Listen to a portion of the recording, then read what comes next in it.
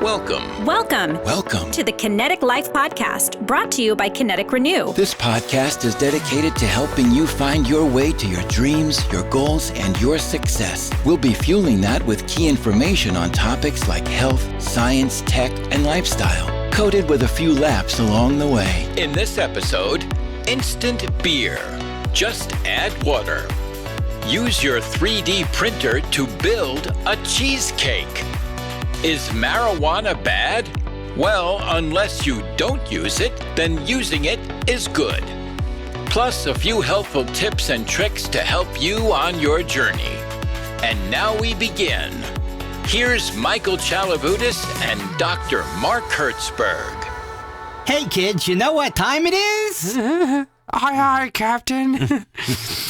Welcome to another amazing episode of the Kinetic Live Podcast. I am your host, Mike Chalavudis, and I'm with my good friend, Dr. Mark Hertzberg, Who is sitting over here in my seat. It's a great day for a great day, Mark. How great a day is it? It's a great day. Oh, okay. What would make this great day even better? Milkshake? Milkshakes are good, but what if you're later in the day and maybe watching a ball game? Root beer float? Well, what if you want something a little stronger than root beer, but you don't have a lot of room to carry a lot of soggy, wet, drippy, liquidy drink? Heavy liquids? Are you talking about powdered beer? Oh, wouldn't that be something to have? Instant beer, just add water.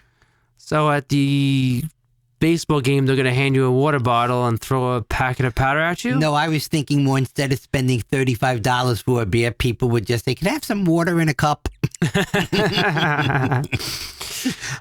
Well, of course, a powdered beer created to save on, I guess, the effects of shipping. That beer is 90% water. So if you remove the water and then have to just supply the water when you're at your final destination, it makes things much cheaper to ship. And of course, it was created, and I don't even know, would you call this the fatherland of beer creation? Yes, but the great thing about this is, just try to pronounce the name of the guy who did it. I think he's a monk. Yeah, he's a monk.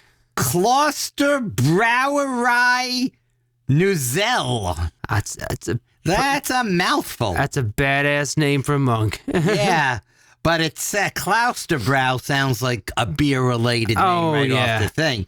So, and what I really like is it was this guy, along with technology partners, funded, I love this, by BMW Little I, which I'm going, okay, so which, like, 530i injected car are we talking here? That's actually the Federal Ministry for Economic Affairs and Energy in Germany. Oh, when I saw it, I just kind of looked past. I just assumed it was, I was like, all right, BMW Investment Fund. Well, that's what Googling things are for. To see what is a BMW. I was saying, oh, good. So the car manufacturer is financing powdered beer for the ultimate driving experience, but it wasn't them. So it's a cabinet level ministry of the Federal Republic of Germany, and it's a zero alcohol beer, which is anyway. The negative. But I guess you could add a little bit of a spritz down the line. Or positive if you've had too much of the negative. So, but it is a start. Yeah, but that's one thing, because I don't know if you could actually dehydrate alcohol. You know, alcohol isn't something that is like some solid and water. I agree. Okay, so and even though beer is mostly water, the alcohol in it is its own liquid. So now, even personally, as the inventor of instant water, just add water, maybe someone will come up with a powdered alcohol at some point. Well, my thought would be kind of like think of ramen or something, where it comes in a little packet of season. You would have the packet of beer, the powdered beer, and then a little packet of, like a little half a shot of alcohol. 100 proof alcohol. Yeah, then you mix. This is ramen bowl, beer powder, extract powder, and then you Firehouse water. So our producer has given us suggestions of foods to try after this, and maybe review on another time of podcast.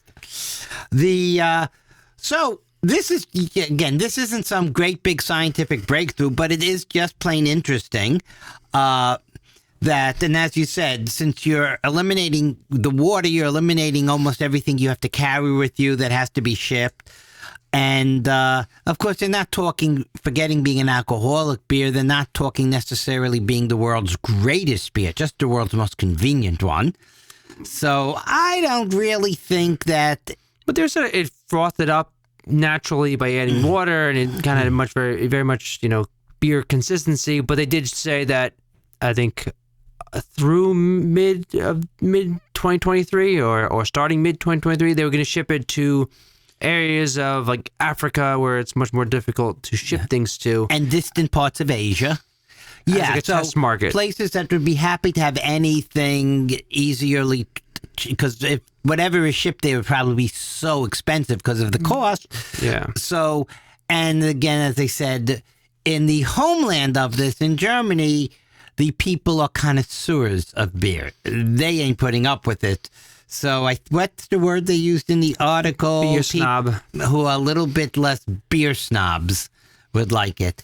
So that's, for lifestyle and getting this, I think because of the way shipping costs have skyrocketed for everything. People don't go to stores. Everything's direct to consumer. And I know every time our own sponsor, it's one of the big things we're always talking about with them over there is what products can you ship at that the products are a reasonable price for people to buy? Because that's a big consideration. Are we going to sell them a liquid?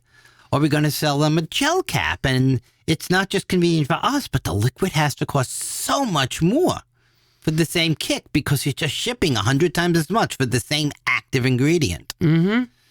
So, a lot of excess weight, and they charge by the pound. Yeah, tell me, we were talking before, completely other topic, but just if you're shipping something, let's say to New York City, a truckload of something, and it's got to come through New Jersey, what does the truck pay for one toll? Somebody? $125. No, you said $225. That was round trip. Oh, $225 is round trip. Oh, well, so economical. That's just the toll. That's not all the costs of gassing the truck and, the labor that you pay. That's just unbelievable.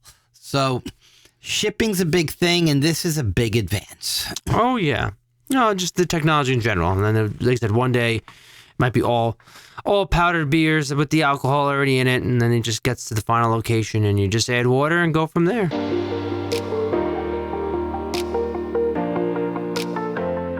The Kinetic Life podcast is sponsored by KINETIQ Renew, with benefits like anxiety relief that doesn't knock you out. Renew increases energy, focus, and provides brain support. So get on with your day with Renew in liquid or gel caps.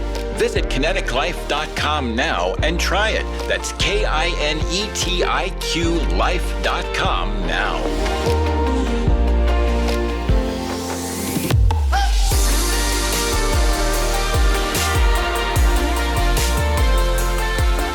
Okay, so I think that's about the limit of that technology, though. What if something were more like Star Trek technology, where you just created the thing, beamed it right there, built it in front of your face? Like a cheesecake? Maybe a 3D printer created cheesecake?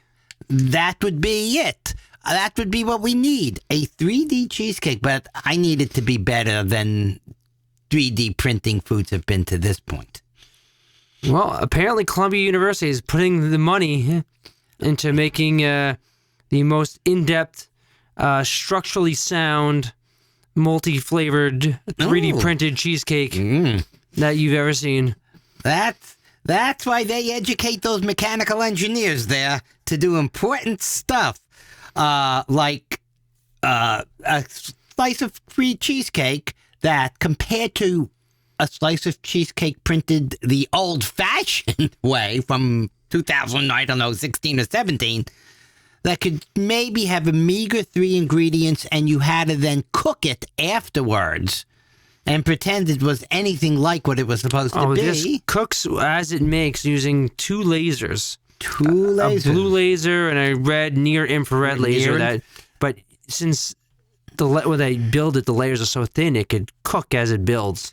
Right, and that's why they added the lasers that weren't part of the printing process. They were part of the cooking process. Unless they're part of both. So it involves, I love this, food-grade syringes with edible inks. There's something you don't hear every day. And this ain't easy because when you're 3D printing, the stuff has to be soft enough to go through a little syringe, but viscous enough to hold its form afterwards. And that was a big thing. They had to do this a couple different times and keep altering the program because it wasn't structurally sound. It kind of kept turning into mush.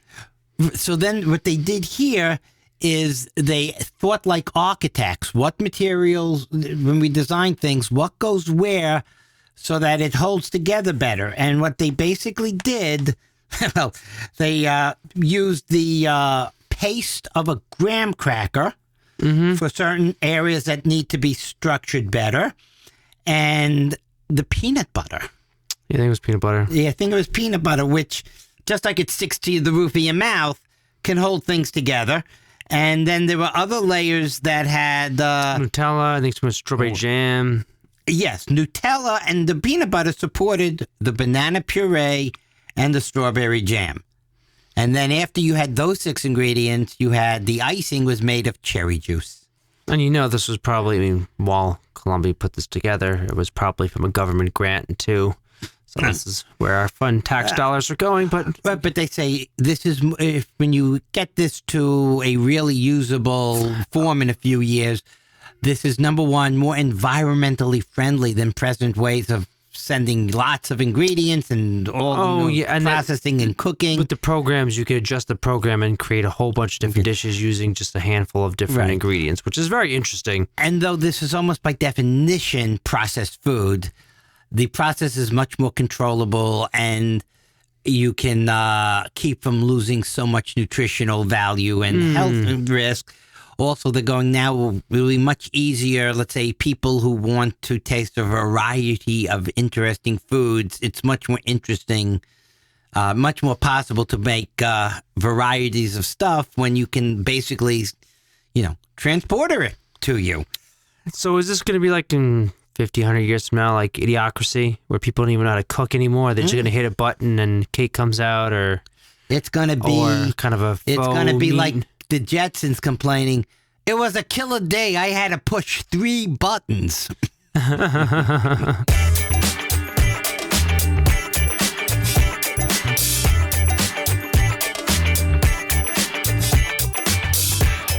Most people give up just when they're about to achieve success. They quit on the 1-yard line. They give up at the last minute of the game, 1 foot from winning a touchdown. Ross Perot.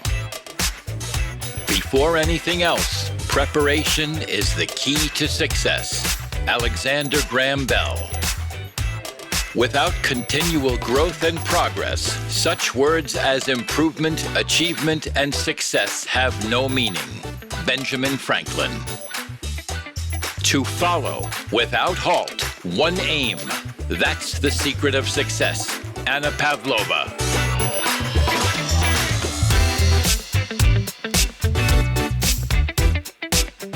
Hey, is marijuana good or bad?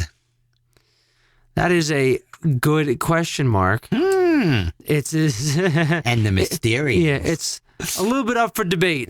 It is a lot up for debate. And one thing that I like to intro when anyone starts to talk about marijuana is when marijuana was illegal and people wanted it for a very special reason, they were very quick to attribute all these qualities to it without any proof, because that was an excuse to use it for the real reason they wanted it. A reason to keep. And if I would have invented some new, or one of the big pharmaceutical companies would have invented something new and made the claims that people made for marijuana, they'd be out of business now, because they would have been sued up to us. So you have no proof, no this, you didn't prove it's safe, you didn't prove it's this. We want But because people had an ulterior motive to want it, once it became legal and you can get it, all of a sudden the same people start being, wait a second, how do I know it really does this? How do I know it really doesn't do that side effect? And we're finding out it's not nearly the magic thing people think it was, even if it has some good qualities. Oh, yeah. It's 1% of what the claims were made. And it's no worse than alcohol speech everyone gave, or it's better than alcohol. Well, it may not be worse, but there's no reason to think overall it's better. It has its issues, and that's what's being delved into here. Yeah, so the initial article talked about increase in coronary artery disease, 34% increase for those who chronically use it. And they talked to, initially they weren't sure for the reasoning, but they were looking at, apparently I guess people that smoked marijuana that, depending on the soil, was cultivated in might have higher amount of heavy metals. They believe there's a connection with that in Alzheimer's. Mm-hmm. And I had no idea, but, these botanists who like to do crossbreeding with their marijuana plants to make them super strong, that apparently super strong or high THC strains of marijuana have led to psychiatric disorders, psychotic disorders. Psychotic disorders, yes. It's a very particular kind of psychiatric disorder. And I know I was told once from an enthusiast, would like to say, that the ratio of the THC to the CBD and CBG and all the other ones in there affects, with paranoid, sleepy, this, that. Right, and that's one thing that a lot of people, because the effect people wanted when it was illegal is the THC. A lot of what they say is when they start saying they're good effects, and they're way overrated, but that's the CBD. Mm-hmm. So you can actually separate them and, say, well, we did find CBD actually is good for A, but without a THC, people are going, why would I want it? Where's the fun? Yeah. And it's the same thing. There's some things that it does, not nearly as well as other things do it, but people wanted it because of the side effects. Take away the side effects, they're going, why don't they take the more effective medication? Mm-hmm. So, but one interesting thing here, because the way they did this was they looked at, I think, 175,000 people, mm-hmm.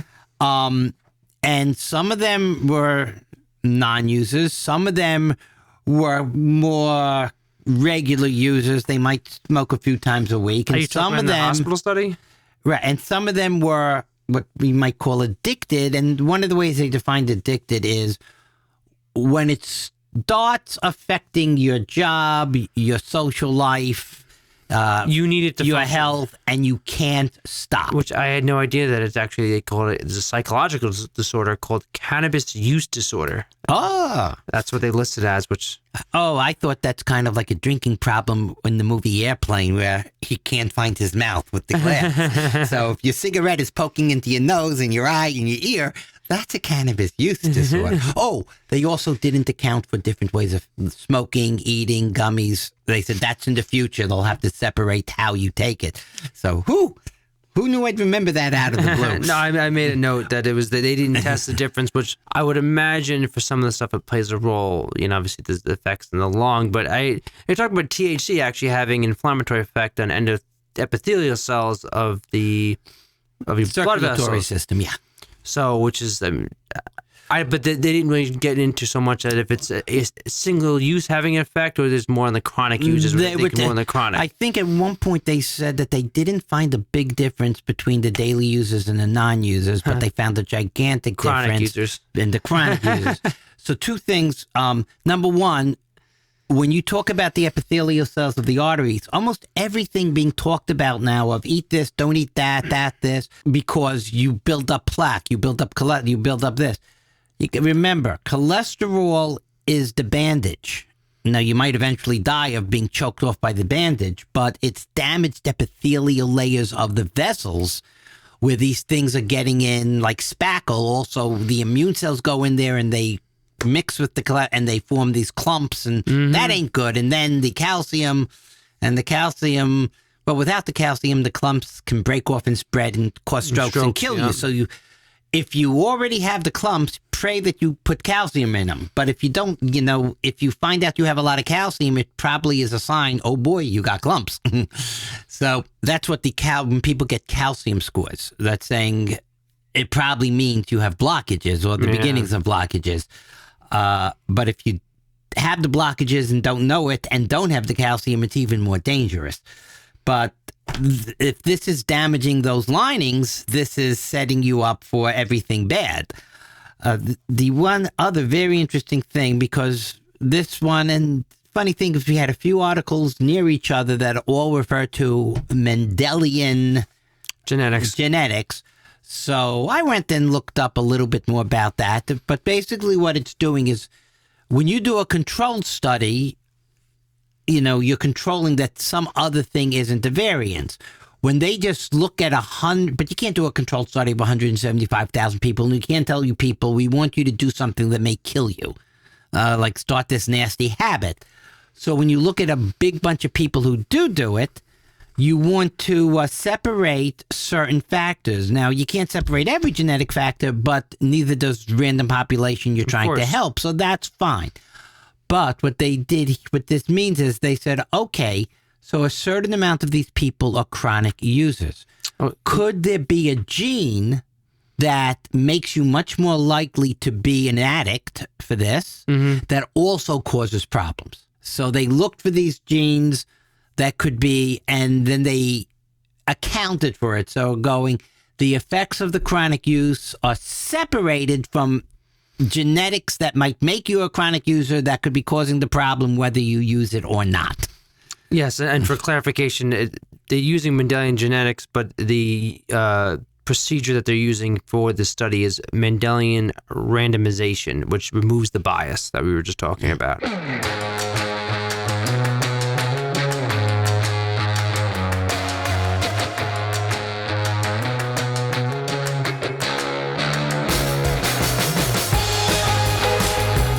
There are no secrets to success. It is the result of preparation, hard work, and learning from failure. Colin Powell. Success is the sum of small efforts, repeated day in and day out. Robert Collier. Success seems to be largely a matter of hanging on after others have let go. William Feather. Success is to be measured not so much by the position that one has reached in life as by the obstacles which he has overcome. Booker T. Washington. Much effort, much prosperity. Euripides. There is no success without hardship. Sophocles. In order to attain the impossible, one must attempt the absurd. Miguel de Cervantes. Achievement is talent plus preparation. Malcolm Gladwell. Success isn't always about greatness. It's about consistency. Consistent hard work leads to success. Greatness will come. Dwayne Johnson. Comfort is the enemy of achievement. Farrah Gray. Do you have a vision, a goal, a dream? Go for it. Now you set a goal. Make a plan for achieving that goal and go for it. If at first you don't succeed, try another way. So we talked to the negative, but there are some positives. And one of the studies is talking based out of Massachusetts, and they did it looking at the hospital system for people post-surgery after marijuana was legalized, because they felt like, okay, well, if you're smoking more, you're more likely to probably come back post-surgery. And I would imagine people using marijuana for maybe sort of pain or, just general use. And they actually found that the individuals who used marijuana post-surgery but were not previously chronic users had better recoveries. Mm-hmm. That they were less likely to come back into the hospital and less days of hospital stay. But it didn't really go into detail about why exactly that was the case. They just said that there was some positive effect. Okay, so I should say that you just jumped into the next article. Yes. Oh, Okay, well, that's what happens when you're doing articles on marijuana and you want to get a feel for it by, and all of a sudden, the borders between the articles kind of fade. It blends. So you go, does the marijuana make things better? And it reminds me of, one of my early days in improv when I got stuck on stage as Prince Valiant in a scene. And they go, are you here to save us? And I go, I'm not Prince Valiant. I'm Prince Valium. I can't save you, but take these and you won't mind. So a lot of it is the people who are really out of their minds may not be healthier, but they really don't care. Very true. Okay, so let's give a little intro to the topic we wound up in the middle of. So this was the team of anesthesiologists at the Beth Israel Deaconess Medical Center. There's a mouthful in Boston. They thought that people on, cannabis, but we know they mean Mary Jane. They wanted to know if they would be more likely to have more post-operative problems and issues. So, and they included it as staying in the hospital longer, needing to come back to the hospital more often, so ending up in intensive care. So, they did these tests. I think they looked at data. They call them de-identified data, which means the names have been changed to protect the not innocent. Of 210,639 patients, and they mentioned very specifically they all had surgery, but none of it was cardiac surgery. For some reason, they didn't want to involve cardiac, which was exactly what we were talking about in the last thing, the cardiac effect. So I wonder why. Go figure. And they wanted to see if they had higher levels of discharge, and they also divided it into, look at somebody who did the percentages needed a little. They said 7.7% were, what would they say, had used it before surgery. Yeah. 86.6% were non-medical cannabis users, and they were by self-reporting. Yeah. 13.4% were diagnosed as having the disorder we talked about before. Now, the interesting thing is if you add up 86.6 and 13.4, you get 100%. You don't need the next 7.7. So what they didn't explain was the 7.7 were from the other two groups. They weren't a separate group. Otherwise, you have more than 100% of people in the group accounted for. So we get... I get to pick on that. Okay, I don't think that's the researchers. I think that's whoever wrote the it. article, yeah. Okay, so that also means that of those who used it before surgery, we don't know how many of those were casual users and how many of those were extreme users. Mm-hmm. Okay. This was saying that those who were, the occasional user had less. Had better recoveries, less cases of needing to go back, a shorter hospital stay, less general issues.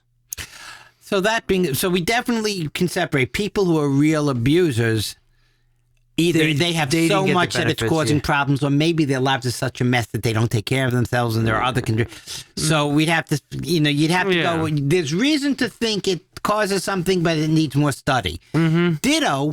The people who never use, because you could also find, people who never use, some of them are just, I don't care if I don't need it, but a lot of them could be, they're so finicky and scared about their health that they're scared to use it, and those are the same people who, wait, do you think I need to go back? I better go back. Yeah, so exactly. Their personality types, this could be literal, if you have the same person who doesn't have a really bad problem, but has a little something, if they're mellower, they're not going to run in. So there could be a little effect on the very slight issues of when we're going to come back or not. So there are a lot of things that can be going on. And as I say, they're not giving a definitive answer. They're just saying, hey, look at what we found. More study to find out why and what is involved. But one other thing they brought up is the anesthesia itself. and that can cause problems. And having any drug interaction, having it too close beforehand, and can cause problems, after recovery with infection, with a whole bunch of things. And you would say, I would almost assume without even thinking, I bet it does, or interactions. But I think someone who's nervous about their operation and drinks too much the day before is also going to have interactions. Oh, guarantee it. So the findings from this are, we need to know more. There's interesting possibilities here. But they did talk about, other studies, which we didn't exactly look at here, talking about the benefits of, they just say cannabis in general, but I believe it's mostly the CBD that has the benefit of reducing seizures for those who have epilepsy, improving insomnia, OCD symptoms, and they talk about gut inflammation, but I kind of find funny that something like OCD, I wouldn't be shocked though with THC, which has some effect. Also with melatonin, if you have a very responsible amount. Yes, and again, they're talking about cannabis in general, but they're not specifying, which of the active ingredients for reducing gut inflammation. Those I know with people with celiacs and things like that have had benefits having marijuana. Though it's interesting that if it is THC, that it's reducing inflammation in the gut while simultaneously increasing inflammation in epithelial cells. Okay, now this is the funniest part of all. Normally at this time, we'd be moving on to the last topic. But my associate, who was forming and putting together, does a lot of work putting together the running order here, may have been a little too influenced by the topic of marijuana. And apparently, the next topic is also the topic before this one repeated. Well, it was just such a good article that I felt like it needed to be in there twice. No one can smoke just one.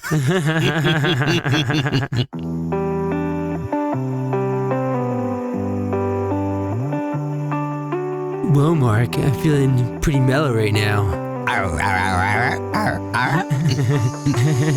No, we're not going to get Scooby Snacks. Oh! All jokes aside, everyone, thank you for joining us for another amazing episode of the KINETIQ Live podcast. If you have any questions, comments, things you want us to discuss, please reach out to us at podcast@kineticlife.com. That's podcast@KINETIQ life.com.